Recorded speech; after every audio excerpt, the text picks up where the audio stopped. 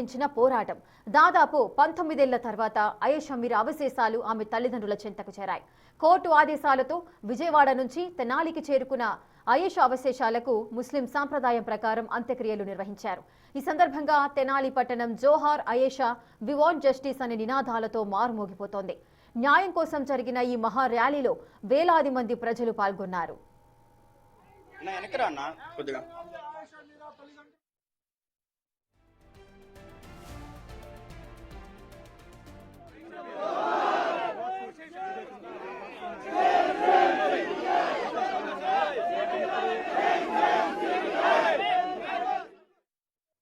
మీరా ఈ అమ్మాయిని అంత భయంకరంగా చంపారంటే వాళ్ళు దుర్మార్గులు. ఆ పశువులకి ఇంతవరకు మరి శిక్ష పడలేదు. ఈ పేరెంట్స్కి న్యాయం జరగలేదు. ఏం జరుగుతుంది ఇక్కడ? న్యాయ వ్యవస్థ ఎంత బ్రహ్మాండంగా ఉండాల్సిన న్యాయ వ్యవస్థ సిబిఐ కూడా ఏం తేల్చలేకపోయిందంటే ఇంతకంటే దౌర్భాగ్యం ఏంటని చెప్పి నేను ప్రశ్నిస్తున్నా. మరి నేను హైకోర్టులో ప్రాక్టీస్ చేస్తున్నా. ఇటువంటి కేసులు వింటుంటే నాకు ఒళ్ళు గగురు పడుతుందన్నమాట. మరి ముక్కుపచ్చలని అమ్మాయి హాస్టల్లో ఉంటుంది. ఆ అమ్మాయిని అంత భయంకరంగా చంపారంటే మరి ఇన్ని సంవత్సరాలు దాన్ని లాగి లాగి లాగి లాగి ఏ దుర్మార్గుడు ఆ అమ్మాయిని చంపాడు? ఎవరెవరో ఆ దుర్మార్గానికి సహకరించారు? ఇంతవరకు ఏం తేల్చలేకపోతే ఏం న్యాయ వ్యవస్థ అండి?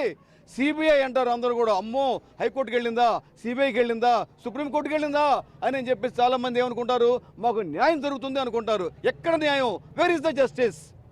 డెఫినెట్లీ ఇది పర్పస్లీ ఎవడనో కాపాడాలని చెప్పేసి సాక్ష్యాధారాలు మొత్తం కూడా నాశనం చేశారు. ఆ నాశనం చేసిన వాళ్ళని కూడా తీసుకురావాలి, వాళ్ళని మరి శిక్షించాలని చెప్పేసి మా పేరెంట్స్ కన్నీరు మున్నీరుగా మరి ఎంతో వెలిపించారు. మరి ఇటువంటిప్పుడు ఏం చేయాలంటే, ఏం జరగాలి అంటే, ఎవడైతే ఏ కామాంధుడైతే ఏ పశువు అయితే ఆ అమ్మాయిని అన్యాయంగా చంపేశాడో వాళ్ళ ఫ్యామిలీ కూడా ఇట్లా జరగాలి. అట్లాగే అట్ ద సేమ్ టైం ఎవరైతే ఒకటే కాదు, చాలామంది దీంట్లో ఇన్వాల్వ్ అయ్యారు, ఎవరైతే ఆ అన్యాయానికి సహకరించారో వాళ్ళకి కూడా ఇలాగే జరగాలి. ఆ బాధ ఏంటో తెలియాలి. That's it. నా అభిప్రాయం ప్రకారం ఏంటంటే, న్యాయ వ్యవస్థలో ఏ విధమైనటువంటి లోపాలు లేవు. ఇక్కడ జరిగింది ఏంటంటే, ఫస్ట్ అఫెన్స్ జరిగినప్పుడు ఆ సందర్భంలో ఉన్నటువంటి ఆఫీసర్స్ ఎవరైతే ఉన్నారో ఈ తల్లిదండ్రులకి, ఈ భూమి మీద ఉన్నటువంటి ప్రతి మానవ జీవికి ద్రోహం చేసినటువంటి వ్యక్తి ఎవరైతే ఉన్నారో ఇన్వెస్టిగేషన్ ఆఫీసర్ తప్పు చేశారనేటటువంటి నా అభిప్రాయం. కారణం ఏంటంటే, ఏదైతే జరిగినటువంటి సందర్భంలో ఉన్నటువంటి ఎవిడెన్స్ మొత్తం కూడా స్మాష్ చేశారు. తర్వాత ఏదైతే ఒక అమాయకుడిని తీసుకొచ్చి కేసులో ఇరికించారు, అదేవిధంగా ఈ కేసుని రకరకాలైనటువంటి మార్గాల్లో తిప్పి తిప్పి తిప్పి తిప్పి చివరికి తీసుకొచ్చి ఏమీ లేదని తెలిసారు. ఎందుకంటే ఫస్ట్ ఏదైతే ఉందో చిన్న కానిస్టేబుల్ కూడా దీన్ని పట్టుకుని క్లూ పట్టుకోవడానికి అవకాశం ఉంటుంది.